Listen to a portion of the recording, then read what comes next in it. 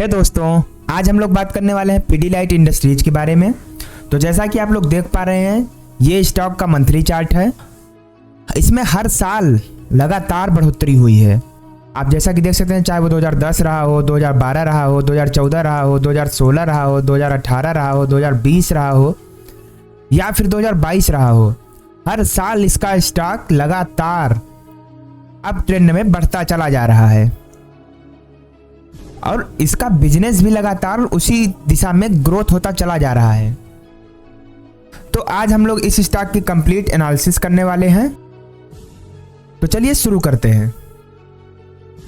तो जैसा कि आप लोगों को पता होगा कि पीडीलाइट इंडस्ट्रीज के अंदर ही फेविकोल आता है, फेविकोल का एमआर भी आता है, डॉक्टर फिक्सिड भी इसी के अंदर आता है, फेविक्विक भी इसी के अंतर्गत आता है।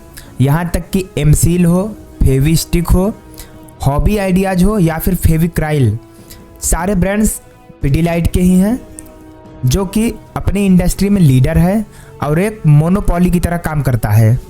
इस कंपनी का बर्थ 1959 में हुआ था। उसके बाद धीरे धीरे 1963 में ये प्लांट कमीशनड हुआ। इसने ब्रांड इस्टेब्लिश किया पीडीलाइट के नाम से। 1993 में इसका आईपीओ आया और 1997 में ये लगभग टॉप 15 कंपनियों में बेशुमार हो चुका था। तो इसके करंट मार्केट कैप वैल्यू की बात करें तो इसका अभी 1,22,592 करोड़ की इसकी वैल्यूएशन है। इस पे जो डेप्थ है वो 105 करोड़ का है, जो कि एकदम बिल्कुल ना के बराबर है, क्योंकि इससे ज़्यादा तो इसके पास कैश अवेलेबल है। और 1,22,592 करोड़ के आगे 105 करोड़ की कोई वैल्यू नहीं है। हाँ, इसकी पी थोड़ा ज़्यादा हो सकता है, जो कि 95 है, बट ये जिस हिसाब से ग्रोथ कंपनी रही है, ये पी उतना मायने नहीं रखता है।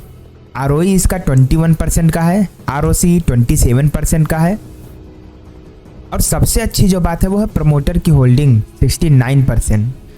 कंपनी जो है वो 4 स्टार कैटेगरी की कंपनी है।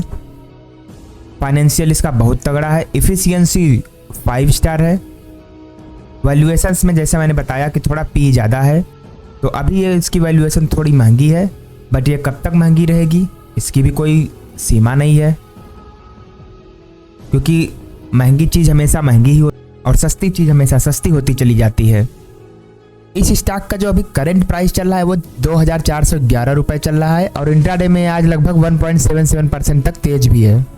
तो जैसा कि हमने बात किया था इसके प्रमोटर्स के बारे में, तो वो 69% की होल्डिंग है। अराउंड 70% स्टेक इनके प्रमोटर्स के पास है। 11% एफआईआईज के पास है। पब्लिक के पास मात्र 10% का स्टेक है और डीआईआई यानी कि म्यूचुअल फंड इंडस्ट्रियों के पास भी लगभग 8% का स्टेक है।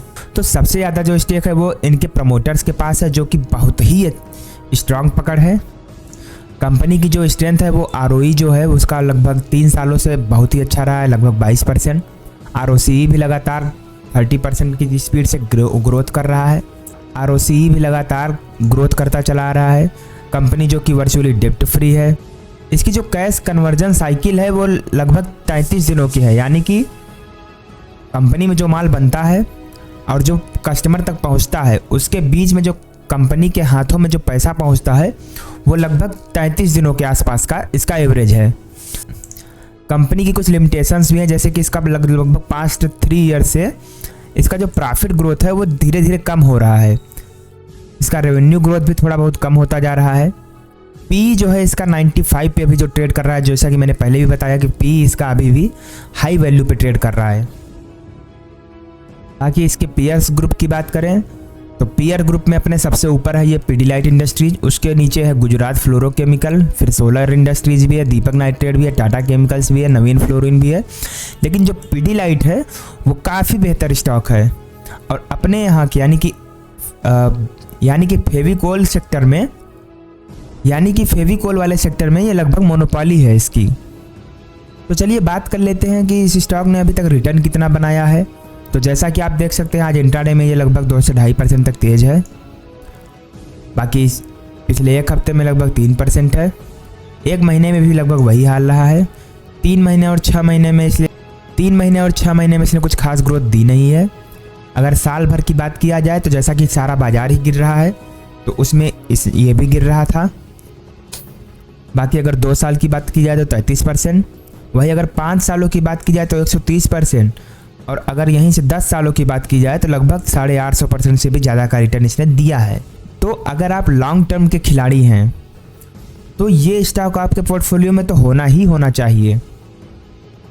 बाकी चलिए इसके चार्ट के एनालिसिस कर लेते हैं। तो ये इसका डेली चार्ट है। डेली चार्ट में जैसा कि आप लोग देख पा रहे हैं, एक ट्रेंड लाइन के साथ है, इसने आज ब्रेकआउट दिया है। इसने एक ट्रेंड लाइन का बहुत ही अच्छा ब्रेकआउट दिया है।